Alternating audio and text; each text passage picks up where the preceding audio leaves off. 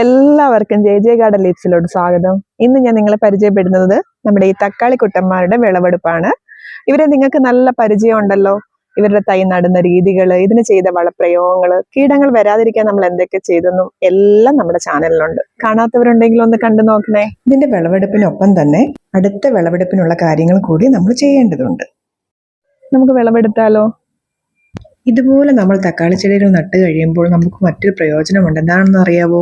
നമ്മുടെ വീട്ടാവശ്യത്തിന് അന്നേരം വന്ന് നമുക്ക് ഇതുപോലെ പറിച്ച് ഫ്രഷ് ആയിട്ട് ഉപയോഗിക്കാൻ കഴിയും.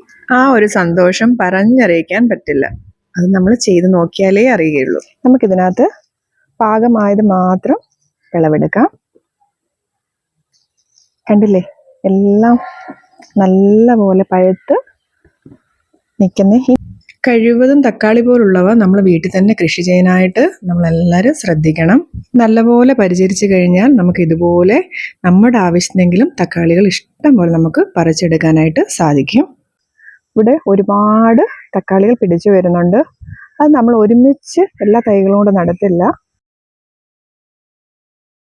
നമ്മുടെ ആവശ്യത്തിന് ആദ്യം കുറച്ച് തൈകൾ നട്ട് അതിൻ്റെ പകുതി ആയി കഴിയുമ്പോൾ നമ്മൾ ഉടനെ തന്നെ അടുത്ത വിളവെടുപ്പിനായിട്ടുള്ള ഗ്രോ ബാഗ് റെഡിയാക്കിയിരിക്കണം.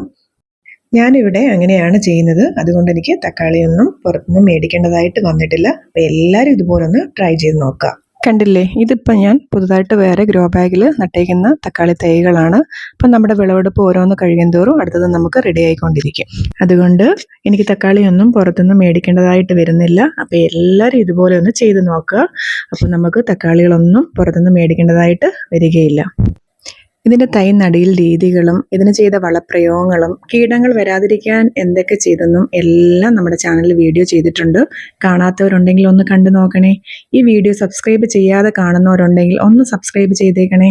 നിങ്ങൾക്ക് എല്ലാവർക്കും ഈ വീഡിയോ ഇഷ്ടമായെന്ന് വിചാരിക്കുന്നു. വീഡിയോ ഇഷ്ടമായാൽ ഷെയർ ചെയ്യുക, ലൈക്ക് ചെയ്യുക, സബ്സ്ക്രൈബ് ചെയ്യുക, കമൻറ്റ് ചെയ്യുക, ബെല്ലൈക്കൺ ഓൺ ആക്കി ഇടുക. അപ്പോൾ ഇതുപോലുള്ള നല്ല നല്ല കാഴ്ചകൾ നിങ്ങൾക്ക് ലഭിക്കുന്നതായിരിക്കും. അപ്പോൾ അടുത്ത വീഡിയോയിൽ കാണാം.